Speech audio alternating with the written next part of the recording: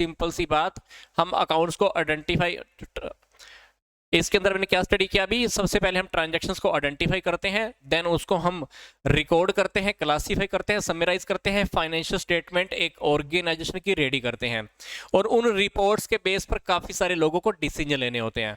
फिर इसने बताया कि पहले क्या होता था कि एक अकाउंटेंट होता था, तो वो बहुत अच्छा पढ़ा लिखा या ट्रेंड अकाउंटेंट कह सकते हो, वो अकाउंटेंट क्या करता था, रजिस्टर मेंटेन करता था, अकाउंट्स की बुक मेंटेन करता है, वाउचर्स की हेल्प लेता है। पर आजकल जैसे जैसे टाइम बदल रहा है, कंप्यूटराइज्ड लाइफ का टाइम आ गया, कंप्यूटर का काम आ गया, तो कंप्यूटर्स ने कहीं ना कहीं हमारी लाइफ को बहुत आगे बढ़ा दिया है।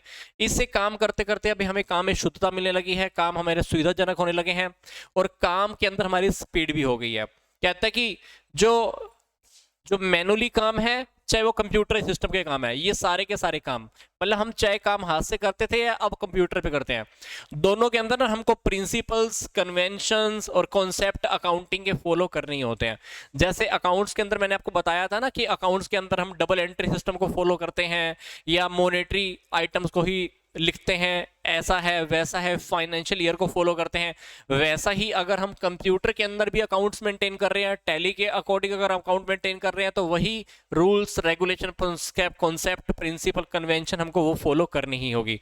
तो उसी के अकॉर्डिंग हम काम करते रहते हैं। कहते हैं कि यहाँ पर डिफरेंस सिर्फ इतना है कि मैनुअल अकाउंटिंग के अंदर हम पेन और पेपर का यूज करते हैं अकाउंट्स को रिकॉर्ड करने के लिए, बट कंप्यूटराइज्ड अकाउंटिंग के अंदर हम क्या करते हैं, हम यहाँ पर एक सॉफ्टवेयर का यूज करते हैं। हमारे पास ये सॉफ्टवेयर कौन सा है, अकाउंटिंग सॉफ्टवेयर है, जो ट्रांजैक्शन को इलेक्ट्रॉनिकली रिकॉर्ड करेगा। क्योंकि मैनुअली सिस्टम के अंदर हम क्या करते हैं, हमारे पास पेपर पेन होता है, वाउचर होते हैं, उन सब की हेल्प लेकर हम कॉपी पेन के ऊपर काम करते रहते हैं। बट कंप्यूटराइज अकाउंटिंग के अंदर क्या है, सिंपल सी बात है, एक अकाउंट्स का एक सॉफ्टवेयर है, टैली का सॉफ्टवेयर है, जो इलेक्ट्रॉनिक फॉर्म के अंदर ट्रांजैक्शंस को क्या करता रहता है, रिकॉर्ड करता रहता है। तो आगे कह रहे हैं, as the number of business transaction increases, जैसे जैसे एक बिजनेस की ट्रांजैक्शन इंक्रीज होती है ना, तो अकाउंट्स को मेंटेन करना मैनुअली फॉर्म में, बोले तो पेपर पेन की हेल्प से अकाउंट्स को मेंटेन करना बहुत टिपिकल हो जाता है। तो हमको अकाउंट्स को कैसे मेंटेन करना पड़ता है, सिस्टम को थोड़ा अपडेट करना पड़ता है, सारी ट्रांजैक्शन को रिकॉर्ड करने में टाइम लग जाता है। तो हमारे पास इतना टाइम नहीं होता कि ट्रांजैक्शन को फटाफट एक एक ट्रांजैक्शन को राइट करें। बट टैली के अंदर क्या होता है, टैली के अंदर आप एक बार अकाउंट बनाकर छोड़ दो, बार बार ट्रांजैक्शन वही अकाउंट्स को उठाता रहता है अपने आप से। वैसा ही तो कह रहा है यहाँ पे, कहता है कि अगर जब आप पेपर पेन से काम करते हो ना, तो आपको एक एक चीज लिखनी पड़ती है बार बार, टाइम ज्यादा लगता है। कहता है कि जब बिजनेस का साइज बड़ा हो जाता है, ट्रांजैक्शन आपकी बहुत सारी होनी स्टार्ट हो जाती है, तो फिर आपको कंप्यूटर के ऊपर शिफ्ट करना पड़ता है। तो यहाँ पर क्या होता है कि आप अपने सिस्टम को बहुत अच्छे से टाइम टू टाइम अपडेट कर सकते हो, टाइम टू टाइम वो ऑटोमेटिकली होता रहता है। आपने जैसे ही मान लो मोहन का अकाउंट बनाया है, तो जैसे आप एम पे क्लिक करते हो तो एम वाले सारे अकाउंट आ जाते हैं, तो आप फटाफट मोहन का अकाउंट उठा लेते हो। सोहन का बनाना है तो आपने सोहन लिखा, फटाफट सोहन का अकाउंट आ गया। तो आपको हाथ चलाने की जरूरत नहीं है, कंप्यूटर के ऊपर बैठो, लैपटॉप का यूज करो या कीबोर्ड का यूज करो, फटाफट वो नेम सामने आ जाते हैं। तो एक ही ट्रांजेक्शन को बार बार करना है, 20 बार हुई वो ट्रांजेक्शन 20 बार रिकॉर्ड करनी है ना, तो वो 5 मिनट में रिकॉर्ड हो जाती है। और वही ट्रांजेक्शन अगर आपको हाथ से रिकॉर्ड करनी है तो बहुत ज्यादा टाइम लगेगा। तो कहता है कि जैसे जैसे बिजनेस का साइज बढ़ रहा है ना, तो वैसे वैसे अपने को कंप्यूटर सॉफ्टवेयर की हेल्प लेनी पड़ रही है। तो ऐसा ऐसा चल रहा है अभी, ठीक है। तो फिर ये फिर से मैनुअली अकाउंटिंग की बात करें, कहता है कि मैनुअली जो अकाउंटिंग है वो पेपर बेस्ड अकाउंटिंग है। हम जिसके अंदर journal, ledger, register, vouchers, accounts की बुक हम मेंटेन करते हैं, किस लिए, स्टोर करने के लिए, क्लासीफाई करने के लिए, एनालिसिस करने के लिए, किसको, फाइनेंशियल ट्रांजैक्शन को। एक बिजनेस की ट्रांजैक्शन को रिकॉर्ड करने के लिए हम मैनुअली अकाउंट में क्या करते हैं, अकाउंट्स को मेंटेन करते हैं, रजिस्टर मेंटेन करते हैं, लेजर मेंटेन करते हैं, सारा काम कॉपी पेन की हेल्प से होता रहता है। तो कहता है कि ये जो हम हाथ से काम करते हैं ना, मैनुअली काम करते हैं, कौन करता है, small businessman, sole proprietor, shopkeeper. जिस पर्सन का या तो छोटा बिजनेस है, या बिजनेस करने वाला एक है, या शॉपकीपर होते हैं, तो वो अपने अकाउंट्स के अंदर ऐसे ही मैनुअली अकाउंट्स को मेंटेन करते हैं। क्योंकि ट्रांजैक्शन की कॉस्ट क्या आती है, कम आती है, ट्रांजैक्शन को रिकॉर्ड करने की कॉस्ट क्या आती है, कम आती है, ट्रांजैक्शन होती भी कम है। पर बिजनेस अब बड़ा हो गया, एक बिजनेस के अंदर मान लो 500 ट्रांजैक्शन एक दिन के अंदर होती है, तो क्या करोगे, तो आप कॉपी पेन पे आप काम नहीं कर सकते हैं, फिर तो आपको कंप्यूटर की, लैपटॉप की, कंप्यूटर के ऊपर टैली के सॉफ्टवेयर की, इस तरह से आपको हेल्प लेनी ही होगी, तब आप काम करते हो कंप्यूटराइज के अकॉर्डिंग। तो मैनुअली सिस्टम के अंदर कैलकुलेशन परफॉर्म करनी बहुत टीडी होती है, कहीं कहीं प्रॉब्लम भी आती है, इनकरेक्ट भी होती है ना। तो ऐसा ऐसा होता रहता है। तो ट्रांजैक्शन के ऊपर गड़बड़ियां होनी, फिगर के ऊपर गड़बड़ी होनी, तो ये सारा होता रहता है मैनुअली अकाउंटिंग के अंदर। तो मैनुअली अकाउंटिंग सिस्टम के अंदर बिजनेस के रिजल्ट हम एक फाइनेंशियल ईयर के बाद ही रिकॉर्ड मतलब फाइंड आउट कर सकते हैं। मैनुअली सिस्टम के अंदर पता है क्या होता है, जब तक आप प्रॉफिट एंड लॉस अकाउंट और बैलेंस शीट रेडी नहीं कर लेते ना, तब तक आपको एग्जैक्ट सिचुएशन नहीं पता लगती। बट जबकि अगर हम टैली की बात करें, टैली के अंदर आपने जैसी जर्नल में एंट्री की, वो सारी एंट्री अपने आगे ही उठाता रहता है, लेजर में भी उठा लेता है, प्रॉफिट एंड लॉस अकाउंट भी बनता रहता है, बैलेंस शीट भी बनती रहती है।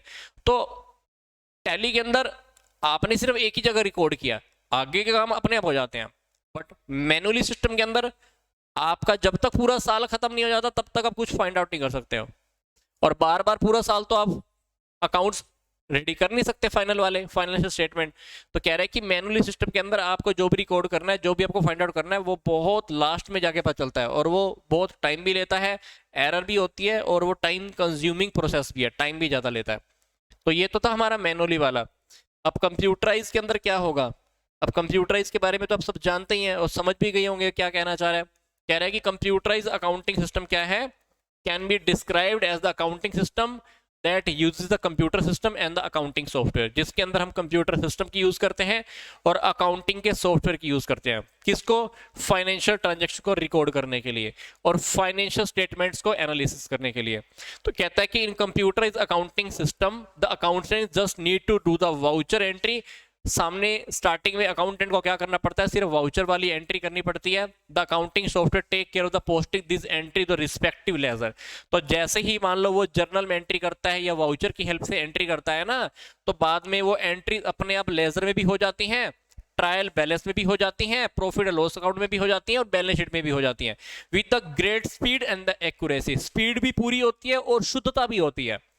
मैंने आपको क्या बताया? मैनुअली के अंदर तो आपको सारे काम बराबर बराबर करने पड़ेंगे, बट यहां पर अगर हम बात करें कंप्यूटराइज्ड टैली सिस्टम के अंदर, हमको सारे के सारे काम मैनुअली नहीं करने पड़ते, पूरा ट्रांजैक्शन अपने आप रिकॉर्ड हो जाता है। मतलब जैसे ही आपने वाउचर में एंट्री की, बोले तो जर्नल में एंट्री की, जर्नल के बाद आपका जो ट्रेडिंग अकाउंट है, प्रॉफिट एंड लॉस अकाउंट है, जो बैलेंस शीट है, चाहे वो ट्रायल बैलेंस है, कुछ भी है ना, वो अपने आप ही रेडी होता है। आपको ज्यादा माथापच्ची करने की जरूरत नहीं होती है। तो इसलिए टैली के अंदर लोग काम करते हैं। ठीक है, तो कहता है modernised computer system are based on the concept of the database. जो मॉडर्न कंप्यूटर है ना आजकल के, वो सारे डेटाबेस के ऊपर काम करते हैं। किसके ऊपर? Concept of database. डेटाबेस हमारे पास होता है, पूरा का पूरा डेटा जहां पे रिकॉर्ड रहता है, उसके ऊपर काम करते हैं। तो database is the implemented using the database management system, DBMS. ठीक है, which is set of the computer program, जिसके अंदर काफी सारे कंप्यूटर के प्रोग्राम होते हैं जो मैनेज करते हैं और ऑर्गेनाइज करते हैं डाटा को effectively and the provide access to storage data, जो डाटा को स्टोर करते हैं by the application program, application program की हेल्प से। तो एप्लीकेशन प्रोग्राम होते हैं, उनकी हेल्प से पूरा का पूरा डेटा रिकॉर्ड होता रहता है, वहीं से एक्सेस होता रहता है। ठीक है, फिर अब बात करते हैं कि जो हमारा कंप्यूटराइज्ड अकाउंटिंग सिस्टम है, उसकी क्या रिक्वायरमेंट है। कंप्यूटराइज्ड अकाउंटिंग सिस्टम की क्या रिक्वायरमेंट है? तो ये टॉपिक आपका एमसीक्यू के पॉइंट ऑफ व्यू से आ सकता है, देख लेना। पहला है अकाउंटिंग फ्रेमवर्क, दूसरा है ऑपरेटिंग प्रोसीजर। तो कहता है कि the framework comprises of the principle and the grouping structure for the maintaining record. ठीक है, ये तो अकाउंटिंग। फिर ऑपरेटिंग की बात करें, this the proper procedure for operating the system so as to store and process the data. तो इसकी हेल्प से तो पूरा क्या होता है? डेटा प्रोसेस होता है, स्टोर होता है, वहां से रिकॉर्ड करते हैं, रिट्राइव करते हैं, डेटा एक्सेस करते हैं, ये सारा होता है ऑपरेटिंग। मतलब अंदर का जो बैकग्राउंड का जो काम है ना, वो ऑपरेटिंग। और जो सॉफ्टवेयर के अंदर आपका अकाउंटिंग फ्रेमवर्क है, वो है आपका प्रिंसिपल्स का ग्रुपिंग स्ट्रक्चर जो भी है। मतलब अकाउंटिंग के अंदर जो काम कर रहे हैं, अकाउंटिंग का जो काम है, वो तो हो गया ये वाली बात, अकाउंटिंग फ्रेमवर्क। अब अकाउंटिंग वाला काम जो सॉफ्टवेयर संभाल रहा है, जिस सॉफ्टवेयर की हेल्प से डेटा हमारा स्टोर हो रहा है, रिकॉर्ड हो रहा है, रिट्राइव कर ले हैं, तो ये सारा क्या है? ऑपरेटिंग प्रोसीजर है। ठीक है, सॉफ्टवेयर की। अब बात करते हैं कि कंप्यूटर अकाउंटिंग सिस्टम के क्या फीचर्स हैं। पहली बात क्या है? कंप्यूटर अकाउंटिंग सिस्टम के अंदर जो भी अकाउंट्स होते हैं, उनको हम मेंटेन कर सकते हैं। किससे? अकाउंटिंग सॉफ्टवेयर की हेल्प से। उस अकाउंटिंग सॉफ्टवेयर को इन्होंने क्या बोला हुआ है? Such as Tally. क्या बोला हुआ है? टैली। फिर accountant has to record voucher entry only, rest accounting procedure is the completely by the software itself. ये बात मैंने आपको अभी भी बताई थी। जैसे ही हम वाउचर्स में कह लीजिए कि जर्नल में एंट्री करते हैं, बाकी ये काम अपने आप हो जाते हैं। कौन कौन से? खाता भी बनाना बोले तो लेजर रेडी करना, ट्रायल बैलेंस बनाना, trading profit loss account, balance sheet, ये सारे काम अपने आप हो जाते हैं। आपके जो लास्ट तक के रिजल्ट होते हैं ना वो आपको अपने मिल जाते हैं। तो वही कह रहा है कि यहाँ पर अकाउंटेंट को स्टार्टिंग का काम तो करना पड़ता है, बाकी के काम जो है ना वो अपने आप हो जाते हैं, तो अपने को दिक्कत ही नहीं आती है। आगे कह रहा है कि ये काम बहुत सफाई वाला है और शुद्धता वाला है, इसके अंदर क्लरिकल वर्क बहुत कम चाहिए, कॉस्ट और टाइम एफिशिएंट, मतलब कॉस्ट कम लगती है, टाइम भी कम लगता है, और एरर्स और ओमिशन होने के चांसेस बहुत कम होते हैं। अकाउंटेंट को खुद नॉलेज नहीं है, एंट्री गलत जगह पे कर दी तो बात अलग है, एरर हो सकती है, बट सॉफ्टवेयर कहां पे गड़बड़ करेगा? आपने एंट्री जिस तरीके से डाली है वो एंट्री को उठा लेगा, तो एंट्री होने के एंट्री आपके ऊपर डिपेंड करेगा। ठीक है, तो गड़बड़ होने के चांसेस आपके ऊपर डिपेंड है कि आपका नॉलेज कैसी है। आपने गलत जगह पे एंट्री कर दी तो आपकी मिस्टेक है। कंप्यूटर यहाँ पर सॉफ्टवेयर को मिस्टेक नहीं करने वाला बाय डिफॉल्ट।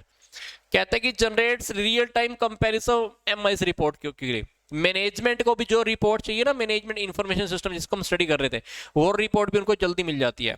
फिर जो हमारा है इसमें जीएसटी की रिटर्न और रिकॉर्ड भी हमारे मेंटेन हो जाते हैं, जनरेट हो जाते हैं। Flexibility in the maintaining accounts is possible. कहता है कि अकाउंट्स को मेंटेन करना, उनके अंदर जो फ्लेक्सिबिलिटी है वो बहुत इजी है। ठीक है, आगे कहता है कि transaction entries can be saved and backup up. कहता है कि ट्रांजैक्शंस की जो भी एंट्रीज है ना उनको आप सेव भी कर सकते हो, उनका बैकअप भी ले सकते हो। जैसे मोबाइल के अंदर बैकअप का ऑप्शन होता है ना, जैसे मान लो आप व्हाट्सएप काफी दिनों के लिए निकालना चाह रहे हो तो व्हाट्सएप का पहले बैकअप ले लेना चाहिए। बैकअप लेने से क्या होता है, जब आप उसी व्हाट्सएप को दोबारा इंस्टॉल करते हो तो जो लास्ट वाली सारी की सारी चैट थी वो एज इट इज रिट्राइव हो जाती हैं। ठीक है, तो रिस्टोर हो जाती हैं। तो टैली के अंदर ऐसे ही है। टैली के अंदर मान लो आपने सॉफ्टवेयर निकालना है, ये कुछ कर रहे हो तो आपका टैली के अंदर बैकअप बनता रहता है। तो टैली के अंदर बैकअप और रिस्टोर दोनों ऑप्शन होते हैं। तो टैली के अंदर सेविंग भी होती रहती है, बैकअप भी होता रहता है, और कभी मान लो वही बैकअप आपको किसी और कंप्यूटर पे एक्सेस करना है तो वो डेटा आप किसी और कंप्यूटर के ऊपर भी एक्सेस करके उस टैली को एज इट इज वहीं से यूज कर सकते हो। तो यहाँ पर सेव का ऑप्शन भी है, बैकअप का ऑप्शन भी है। अच्छा, ये वाला टॉपिक अपने आप स्टडी कर लेना अभी, क्योंकि इस टॉपिक के बारे में हम बहुत डिटेल में बात कर चुके हैं कि मैनुअली अकाउंटिंग और कंप्यूटराइज्ड अकाउंटिंग दोनों में क्या डिफरेंस है। ये एक काम करो, मैं जल्दी से होल्ड करता हूं, इसको फटाफट स्टडी करो। ठीक है, ये 6 पॉइंट है, जल्दी से स्टडी करो। ये 6 पॉइंट जब फटाफट से स्टडी कर लो तो बताना, फिर मैं इसको थोड़ा सा और मूव करूंगा। बाकी कुछ भी पॉइंट है इसके 12 पॉइंट है, तो जल्दी से 6 तक पॉइंट स्टडी करो। मैनुअल अकाउंटिंग और कंप्यूटर अकाउंटिंग दोनों में क्या डिफरेंस है, 6 पॉइंट स्टडी करो। 6 पॉइंट स्टडी होते जल्दी से यस लिख कर भेजो कि रीड कर लिया। मैं आगे इसको मूव करता हूं फिर।